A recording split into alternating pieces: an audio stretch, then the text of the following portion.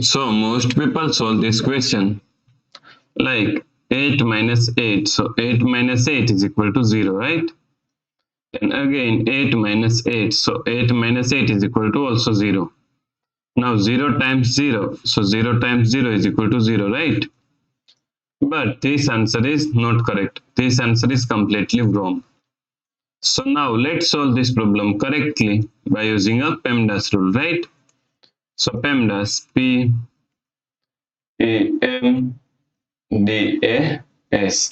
According to PEMDAS rule, first priority is parentheses, then second priority is exponents, then third priority is multiplication and division. Here multiplication and division both have equal priority. So we have to solve it from left to right. Then fourth and last priority is addition and subtraction. Also addition and subtraction both have equal priority. So we have to solve it from left to right. So in this question here we have subtraction, here multiplication and here subtraction. So according to PEMDAS rule, first we have to solve multiplication, then we have to solve subtraction, right? So first we have to solve this multiplication. So 8 minus, now solve this multiplication, 8 times 8 is equal to 64 minus 8.